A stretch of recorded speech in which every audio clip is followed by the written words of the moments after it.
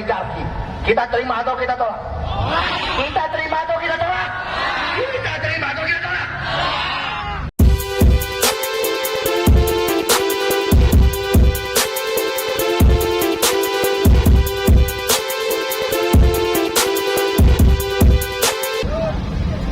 Saudara-saudara sekalian, ketika Undang-Undang Dasar diamandemen, diubah tahun 99, 2000, 2001, 2002, 4 kali. Satu di atas dirumuskan satu norma. Pasal 1 ayat 3 Undang-Undang Dasar. Indonesia adalah negara hukum. Dijelaskan lagi pada norma yang lain, ada pasal 27 ayat 1 bahwa negara menjunjung tinggi supremasi hukum. Ada lagi 28D ayat 1 diatur juga tentang pentingnya ada keadilan hukum. Saudara, kita adalah partai politik yang tunduk pada aturan hukum. Di dalam undang-undang partai politik dinyatakan, salah satu kewajiban partai politik adalah menjunjung supremasi hukum. Maka tidak lain dan tidak bukan kita hadir di sini untuk menegakkan supremasi hukum.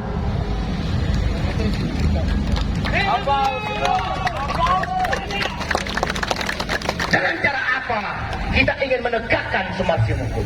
Pertama, kita menolak revisi Undang-Undang P3, Undang-Undang tentang pembentukan peraturan perundang-undangan yang dibentuk dengan tata cara yang mengkhianati prosedur yang ditetapkan dalam undang-undang. Dibuat secara kilat, tidak ada partisipasi.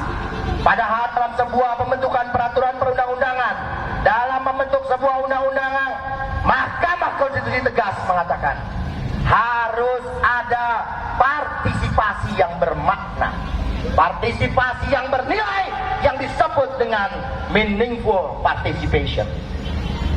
Sebuah undang-undang yang tidak memenuhi syarat itu, maka dia cacat secara formil. Itulah yang terjadi pada proses pembentukan Undang-Undang P3.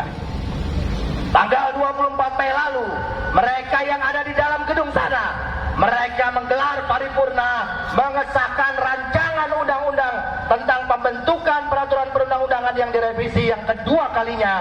Di tanggal 24 Mei mereka sahkan di dalam rapat paripurna DPR. Pengesahan yang dilakukan di dalam gedung ini disebut dengan pengesahan formil. Jadi undang-undang P3 revisi yang kedua kalinya ini itu sudah menjadi undang-undang, tetapi dia belum berlaku. Pemberlakuannya baru harus menunggu pengesahan formil dari presiden. Kalau presiden nggak tanda tangan undang-undang P3, 30 hari setelah tanggal 24 Mei undang-undang ini berlaku. Saudara, pengesahan material di dalam gedung DPR itu artinya sudah ada undang-undang tentang pembentukan peraturan perundang-undangan. Belum ada nomornya karena belum disahkan oleh presiden. Belum melampaui 30 hari. Dia mengubah Undang-Undang nomor 12 tahun 2011 sebagaimana diubah dengan Undang-Undang tahun 2019 tentang pembentukan peraturan perundang-undangan.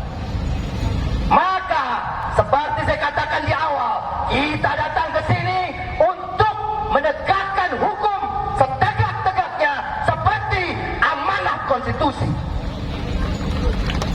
Kita menolak undang-undang P3 karena konstitusi tidak membenarkan pembentukan undang-undang dengan cara yang dilakukan oleh DPR. Kedua, saudara, kita juga pasti dan tetap komitmen menentang undang-undang Omnibus Law, undang-undang Cipta Kerja. Omnibus Law-nya sudah dikasih, ditempatkan, dimuat di dalam undang-undang P3.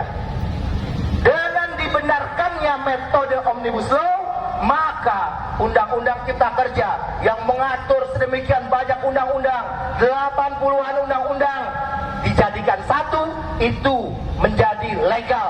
Mereka ingin legalkan dengan cara memaksakan metode Omnibus Law masuk di dalam Undang-Undang P3. Saudara, ada orang bilang metode Omnibus Law, Undang-Undang Cipta Kerja itu masih berlaku. Mereka yang mengatakan demikian cuma dua kemungkinannya. Satu, mereka tidak mengerti. Kedua, mereka adalah oligarki yang merasa dirugikan dengan putusan MK yang menyatakan undang-undang itu cacat formil, undang-undang itu inkonstitusional, saudara.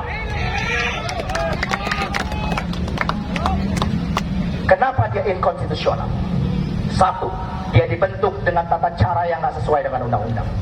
Kedua, tidak ada partisipasi yang bermakna, meaningful participation. Yang ketiga, dia mengatur tentang kebijakan yang bersifat strategis, yang bersifat mempengaruhi kondisi masyarakat secara umum. Kebijakan strategis, kata putusan Mahkamah Konstitusi, tidak boleh dibentuk dengan dasar Undang-Undang Cipta Kerja. Tapi apa nyatanya? Lihatlah PP 36 tentang pengupahan. Mereka paksa bentuk, padahal itu dilarang oleh Mahkamah Konstitusi. Tidak boleh. Ada peraturan di bawah undang-undang yang mendasari pada Undang-Undang Cipta Kerja yang sudah dinyatakan inkonstitusional.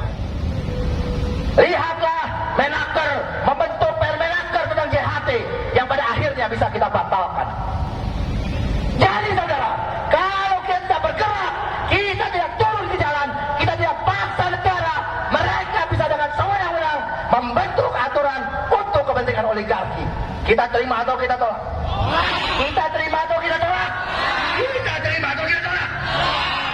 Ketiga, saudara, baru saja, bahkan belum dimulai tahapan pemilu, Komisi Pemilihan Umum, sebuah lembaga yang diamanatkan harus bersifat independen oleh konstitusi. Pasal 22E Undang-Undang Dasar mengatakan pemilu diselenggarakan oleh suatu komisi pemilihan umum yang bersifat salah satunya adalah mandiri. Tapi lihatlah kawan-kawan, mereka bersepakat dengan DPR menetapkan sebuah kebijakan dengan mata telanjang, mereka lepas baju kemandiriannya. Tidak ada kemandirian di dalam diri KPU, tidak ada independensi, karena dia, lembaga itu bisa ditekan oleh DPR untuk menentukan masa kampanye hanya 75 hari. Apakah Undang-Undang Nomor 7 tahun 2017 tentang pemilu membatasi masa kampanye hanya 75 hari? Saya pegiat pemilu, saya ahli di bidang kepemiluan, saya menjadi ahli di banyak perkara di Mahkamah Konstitusi, Pengadilan Tata Usaha Negara dan sebagainya. Bahkan saya ikut menyusun puluhan sampai ratusan peraturan di bawah undang-undang yang mengatur tentang pemilu. Saya paham soalnya. Belum pernah ada masa kampanye pemilu legislatif hanya 75 hari. Belum ada, saudara. 2009 dia digelar 9 bulan lebih. Ada yang kurang sedikit dari itu pada pemilu-pemilu berikutnya. Tapi mereka bikin 75 hari semata demi tujuan membatasi pergerakan partai buruh untuk bisa bersosialisasi kepada masyarakat. Kita terima atau kita tolak? Kita terima atau kita tolak?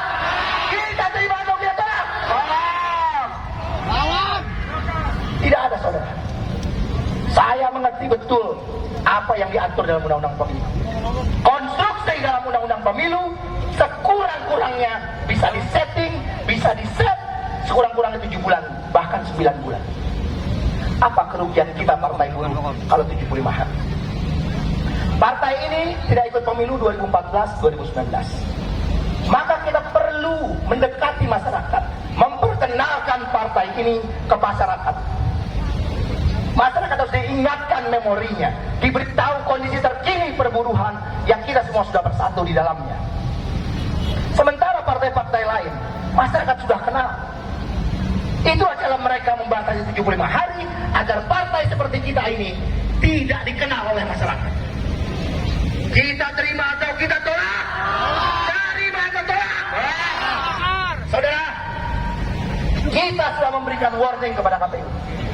Kalau mereka memaksakan diri membuat undang-undang, membuat peraturan KPU dengan menetapkan masa kampanye hanya 75 hari, maka kita pastikan kita akan duduki kantor KPU. Setuju? Setuju duduk ke kantor KPU? Setuju duduk ke kantor KPU? Terus duduki kantor KPU. Ini bukan cara arogan, ini justru untuk melawan arogansi. Karena kita taat hukum, kita ingin memastikan hukum itu tegak. Karena hukum itu tidak ditegakkan oleh KPU, kita paksa. Kalau dia memaksa 75 hari, kita dengan sangat terpaksa, kita akan lawan KPU.